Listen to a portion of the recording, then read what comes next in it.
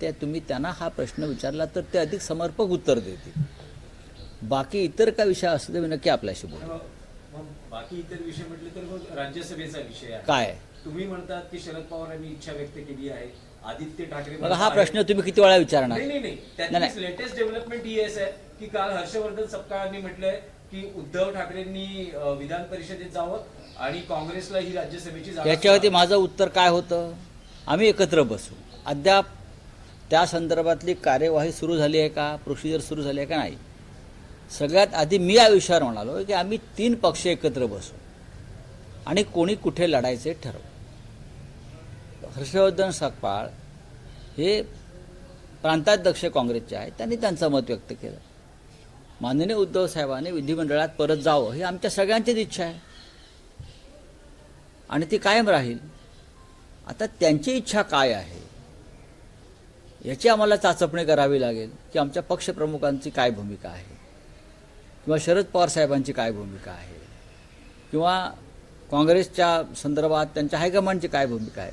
हे जेव्हा आम्ही त्या एखाद्या विषयावर तिघे एकत्र बसू तेव्हा त्यातून निर्णय मिळेल आणि ते तुमच्यापर्यंत नक्की कळवला जाईल किंवा तुम्ही खिडकीतून पाहाल आणि तो निर्णय घ्याल काय आहे तो. बैठकीत चर्चा होण्याआधीच काँग्रेसचे नेते, शिवसेना उद्धव बाळासाहेब ठाकरे पक्षाचे नेते हे बाहेर मतप्रदर्शन करतात. करू द्या ना, करू द्या. हा काय मोदींचा पक्ष आहे का? मोदींच्या पक्षामध्ये मतप्रदर्शन व्यक्त करायला बंदी आहे. तिथे लोकशाही नाही आहे. आमच्याकडे 3 स्वतंत्र पक्ष आहेत. महाविकास आघाडीमध्ये लोकशाहीचा मान राखला जातो. प्रत्येकाने आपापलं मत व्यक्त केल्यावर सुद्धा मग नंतर आम्ही एकत्र बसून निर्णय घेतो, तो सगळ्यांना मान्य आहे. राऊतसाहेब, आणखी एक प्रकरण होतं की म्हणजे हेच जे प्रकरण आहे राज्यसभेचं, काल उपमुख्यमंत्री एकनाथ शिंदे असं म्हणाले की महाविकास आघाडीमध्ये राज्य सरकारचे राज्यसभेच्या जागावरून महाविकास आघाडी 1 अनार 100 बिमार अशी परिस्थिती आहे. तीच परिस्थिती महायुतीमध्ये सुद्धा आहे. 1 आचारी रस्सा भिकारी. बरं, 100 आचारी रस्सा भिकारी. सर 100 आचारी रस्सा भिकारी. काही आपलं बोलायचं, कुठेही काही बोलायचं. त्यासाठी आता मराठी भाषा दिवस आहे, येणार आहे 27 तारखेला.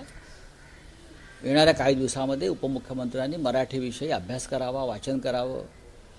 म्हणजे त्यांना इतर काही चांगले वाक्प्रचार मराठीत सुचतील.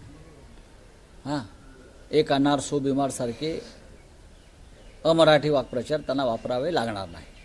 नाही, पण मराठी भाषेचा जर संदर्भ झाला तर काल मुख्यमंत्र्यांनी त्यांच्या पत्रकार परिषदेत असं म्हटलंय की महाविकास आघाडीने त्यांना जे 6 पानाचं पत्र, ज्यात 18 मुद्दे होते, ते जे पत्र दिलं त्यात मराठी भाषेत इतक्या चुका आहेत आणि काही वृत्तपत्रांच्या बातम्या जशाच्या तशा उचलून छापण्यात आलेल्या आहेत. ते पत्र काय मी ड्राफ्ट केलेलं नाही. आदित्य ठाकरेंनी ते पत्र वाचलं असतं असं उपरोधिक याच्यात मुख्यमंत्र्यांनी म्हटलेलं आहे. मी ते पत्र वाचायला मागवीन आणि चुका असल्या तर पुढल्या वेळेला दुरुस्त करून पाठवू. विधिमंडळाच्या पत्रव्यवहार मी पाहत नाही. मला माझ्या मराठी भाषेवरती अभिमान आहे आणि आत्मविश्वास आहे मी काय लिहू शकतो. आणखी एक विषय होता की मंत्रालयातल्या झिरवाळ जे क्लीन चिट दिलेली आहे झिरवाळांना, जी एसीबीने कारवाई केली, त्यांनी असं म्हटलंय की मी मुख्यमंत्री आहे, एसीबीला मी पूर्ण अधिकार दिलेले आहेत कारवाई करण्यासंदर्भात. अगदी माझ्या कार्यालयातही असा काही नरहर झिरवळ प्रकरणानंतर सामनाचा अग्रलेख जर आपण वाचला असेल, त्यात मी एक भूमिका अशी मांडली होती की देवेंद्र फडणवीस मंत्र्यांवरती कारवाया करतात, धाडी घालतात आणि मग त्या मंत्र्याला क्लीन चिट देत त्या मंत्र्याची शेंडी आपल्या हातात ठेवतात. तसं त्यांनी झिरवळांची शेंडी आपल्या हातात ठेवलेली आहे. म्हणजे सुनेत्रा पवारांचा एक मंत्री, त्याची शेंडी आता फडणवीस साहेबांच्या हातामध्ये आहे. मंत्र्याच्या कार्यालयामध्ये भ्रष्टाचार, लाचलुचपत होते, पोलीस मंत्रालयात घुसतात आणि त्या मंत्र्यावरती कारवाई न करता त्या मंत्र्याला तुम्ही उघडपणे क्लीन चिट देता. हे तुमचं भ्रष्टाचाराविषयीची भूमिका आहे. भ्रष्टाचार करा पण तुमची शेंडी माझ्या हातात राहू द्या सरकारची. म्हणून हे फडणवीस हे या बाबतीमध्ये भ्रष्टाचाराच्या बाबतीमध्ये अत्यंत ढोंगी आहेत. महाराष्ट्राच्या मंत्रालयातल्या प्रत्येक मंत्रालयाच्या दालनात धाडी घालाव्यात इतका भ्रष्टाचार आहे. मुख्यमंत्र्यांच्या तर दालनात आहेच, पण ते व्हाईट कॉलर गुन्हेगार आहेत सगळे. बरोबर आहे. प्रत्येक, म्हणून तर ते तुमच्या पक्षामध्ये आले ना. त्यांच्या भ्रष्टाचाराला पांघरून घालण्यासाठी तो धिरोळ बिचारा गरीब आदिवासी, त्याला नीट प्लॅनिंग करणं जमलं नाही, त्याच्यावेळी आदिवासीचा बळी दिला मुख्यमंत्र्यांनी. पण जवळजवळ 100% मंत्री हे भ्रष्टाचारामध्ये अकंठ बुडालेले आहेत. आणि मुख्यमंत्र्यांच्या लाचलुचपत प्रतिबंधक खात्याचं जरी लक्ष असलं तरी जोपर्यंत मुख्यमंत्री इशारा करत नाहीत तोपर्यंत ते त्यांच्या दालनामध्ये घुसणार नाहीत. जिरवळ गरीब बिचारा. सर, एक प्रश्न असा देखील आहे, अधिवेशन सुरू होतं आहे आणि आजच्या सामन्याच्या अग्रलेखात देखील तुम्ही हा महत्त्वाचा प्रश्न मांडलेला आहे की दुर्योधनाचा अहंकार आणि विरोधी पक्षनेता नकोच. दोन्ही सभागृहातले विरोधी पक्षनेता जे आहेत त्यांच्याबद्दल प्रश्न तुम्ही निर्माण झालेला आहे. नक्कीच. अधिवेशन सुरू होते, काय वाटतं? विरोधी पक्ष नेत्याशिवाय अधिवेशन चालवलं जाणं ही लोकशाहीची विटंबना आहे. विधान परिषद आहे, विधानसभा आहे, तुम्ही चर्चाही करायला तयार नाही या विषयावरती. हा कसला अहंकार? असा अहंकार दुर्योधनाला होता. हा अहंकार, हे हिंदुत्ववादी आहेत ना, स्वतःला मानतात ना. मग महाभारतामध्ये अशा प्रकारचा अहंकार दुर्योधनाला होता. पांडवांनी 6 गावं मागितली तेव्हा दुर्योधन अहंकाराने म्हणाला 6 गावं सोडून द्यावं, सुहीच्या आग्रा एवढी जमीन मी तुम्हाला देणार नाही. त्या अहंकारातून दुर्योधन आणि कौरवांचा विनाश झाला. त्याच पद्धतीनं भारतीय जनता पक्ष, शिंदे गट वगैरे वागतायत. अजित पवारांची भूमिका ही विरोधी पक्ष नेतेपद असावं या मताशी ते वारंवार बोललेले आहे की दोन्ही सभागृहात विरोधी पक्ष नेता नसेल तर ते सभागृहाला मजा नाही, अर्थ नाही काही.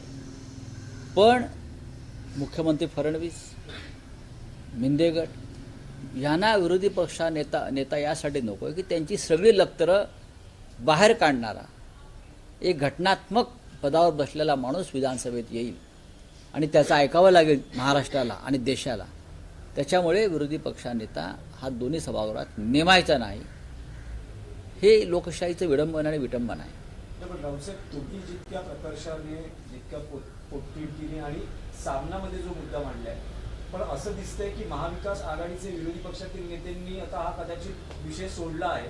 कारण राज्य सरकार किंवा विधानसभा अध्यक्ष असे विषय दादच देत नाहीये. असे काल पत्रकार परिषदेतही काही तितकीशी जोरकस भूमिका लढवय्ये लोक असतात ते असा विषय सोडत नाहीत.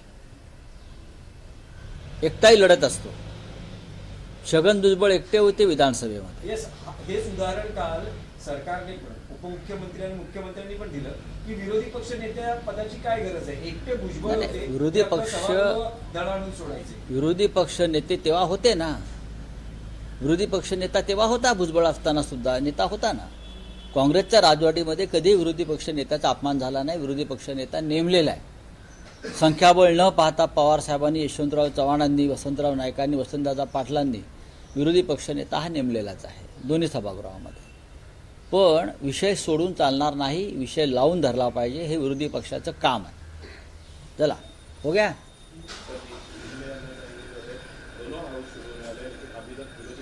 देखिए, leader of opposition Lok Sabha, Rajya Sabha, Vidhan Sabha, Vidhan Parishad में रहना ये एक लोकतंत्र की बहुत बड़ी ज़रूरत है. लीडर ऑफ अपोजिशन यानी नेता प्रतिपक्ष के बिना किसी भी सदन को चलाना ये लोकतंत्र की मजाक है. महाराष्ट्र की सरकार, फडणवीस सरकार, 3 सत्र हो गए, अब तक विधानसभा में और विधान परिषद में नेता प्रतिपक्ष की नियुक्ति को मान्यता नहीं दे रही. ये क्या चल रहा है इस देश में? क्या ये संविधान के खिलाफ नहीं है? आप संविधान की बात करते हो ना, तो महाराष्ट्र जैसे राज्य में, बड़े राज्य में आपका इतना बहुमत है, फिर भी आप नेता प्रतिपक्ष से क्यों डरते हो? तो ये मैं मोदी जी और अमित शाह जी और राष्ट्रपति जी को एक आह्वान करूंगा, ये जो मामला है ये लोकतंत्र के लिए, देश के लिए ठीक नहीं है. चलिए.